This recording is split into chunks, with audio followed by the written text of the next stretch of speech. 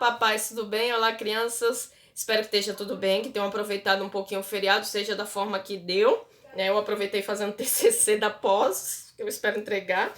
Mas estamos aqui novamente para fazer o que temos feito ao longo desse período, que são as aulas online por vídeo. Muito bem, para que os vídeos fiquem mais curtos, eu vou colocar eles por dia, de segunda, de terça, de quarta, de quinta e de sexta.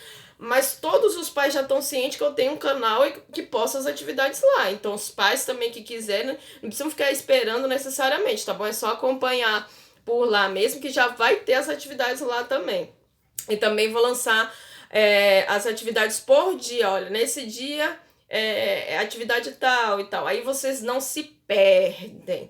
Mas se perder de alguma razão, sabem que podem me procurar aí no período comercial, como a gente fala, das 8 às 6. Posterior a esse horário, eu não trato de assuntos escolares. Por exemplo, me passa tal atividade. Infelizmente, não. Porque eu tenho muitos papais legais, mas tem uns também que, mandam mensagem às 11, mandam mensagem, enfim. Então, a gente tem que ter um pouco de controle. Tô sempre pronta a ajudar, mas a escola ela existe no horário e a minha disposição para o trabalho também, porque como vocês eu tenho outras atividades, tá bom? Mas de coração mesmo, quiser me procurar, procura no horário comercial. Se não der para fazer hoje, bacana, não tem obrigatoriedade de postar no dia a atividade. Pode postar no outro, assim que eu abrir o grupo, por exemplo, da 1 às 6, pode postar a atividade lá, tá? Ou mesmo mandar pelo privado, não tem problema, o recebimento de atividades ok. O que não pode é haver questionamentos depois desse horário comercial. Para onde está a atividade? As atividades permanecem no grupo, apesar de o grupo estar fechado, as atividades permanecem lá. Então é só você procurar dados do grupo. Naqueles 3 pontinhos finais ali, aí você vai ver todos os tipos de mídia que eu enviei, tá bom? Então, o grupo escolar, ele tem um intento não de conversa, né? Mas de acompanhamento de atividades, tá bom? Então, vocês precisam acompanhar essas atividades se vocês desejarem realizar com o filho de vocês, tá? Precisa ter esse compromisso. Infelizmente, eu sei que é complicado se adaptar no começo, tô sempre ali para ajudar, mas é necessário, é uma coisa que não tem por onde a gente fugir. Muito bem. Então, eu vou passar a fazer, como eu falei, os vídeos por dia. Hoje é terça-feira, dia 26 de maio. Então, nós vamos começar com o livro de matemática na página 66 e 67. Óbvio que isso é livro do professor, mas dá para vocês terem uma noção do que ocorre por aí, ok? Então, no livro do professor, na página 66, nós temos isso. Marcos leu uma história em que o canguru tuco gosta de saltar por trilhas de pedras na floresta. Em algumas pedras da trilha, há presentinhos esperando por ele. Veja só, aí tem o coração, tem a folhinha, né? E aí, em que pedra da trilha ele pode pegar? A laranja. Aí você vai ter que falar para a criança contar, né?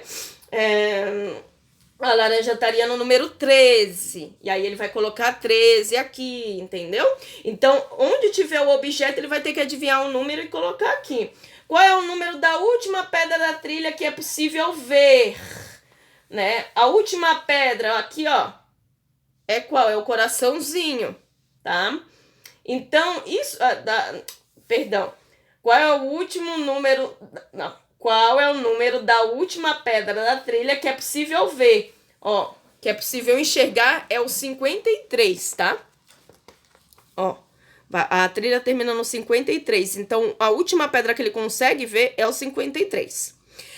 Vocês estão vendo aí, até na semana passada, que atividade de contagem ali, de observar o número que tá faltando, são comuns.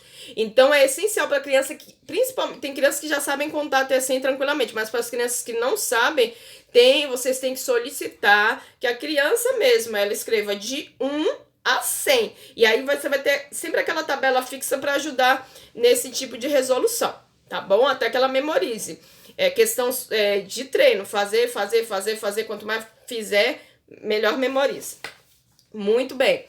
Então, na atividade 1, ela vai colocar os números que estão faltando conforme os objetos que estão descritos aqui, que é a laranja, a maçã, a folhinha e o coração. Só tem 4 objetos. E aí, por exemplo, a laranja tá no número 13, a maçã no número 25, e aí vai, tá bom? Peça para que a criança conte. Tem crianças que vai poder fazer, ó, 53, 52, 51, 50. Mas tem crianças que vai ter dificuldade assim, do maior para o menor. Então pode começar por ordem frequente, por ordem crescente mesmo, do 1 até o 53. Então ela pode fazer 1, 2, 3, 4, 5, 6, tá?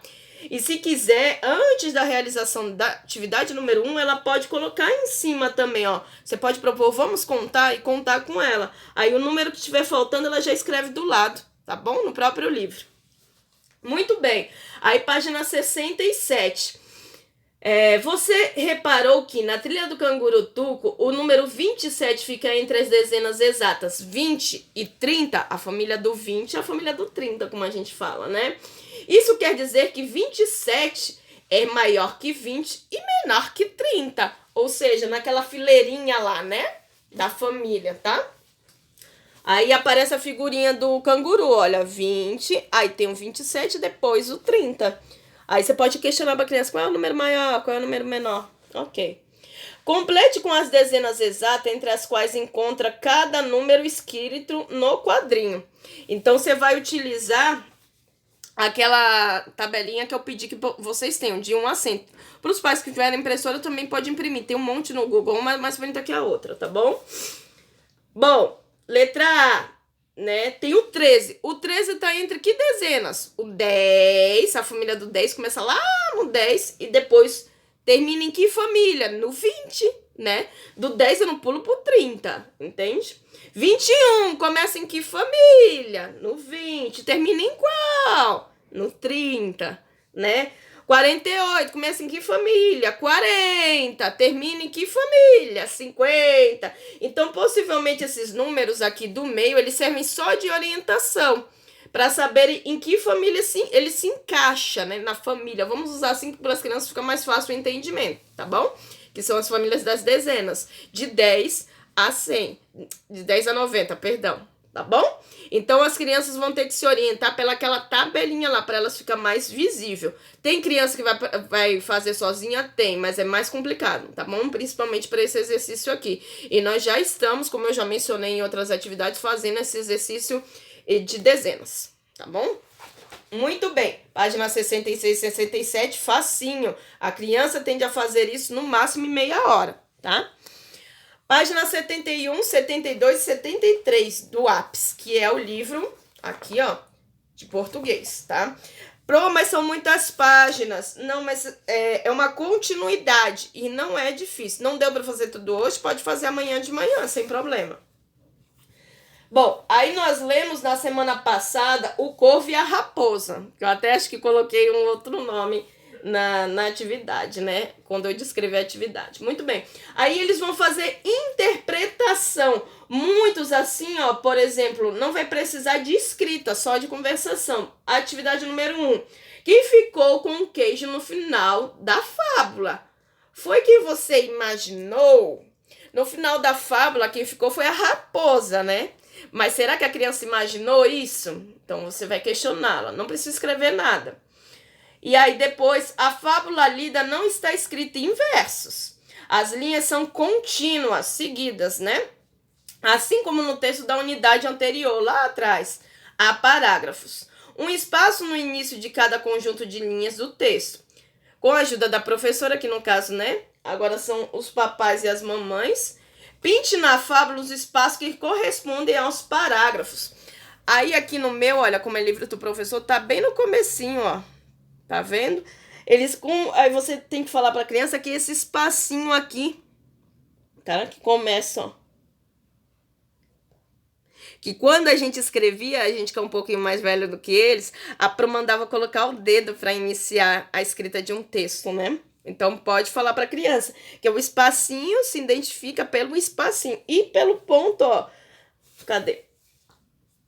Ó, pelo segundo ponto final, aí começa, dá um espacinho, começa outro parágrafo, tá bom? Então ele vai pintar. Muito bem. Aí vai perguntar quantos parágrafos tem? 3, ó. 1, 2, 3. São o comecinho, tá? E aí é pura interpretação de texto. Aí no item de número 10, né?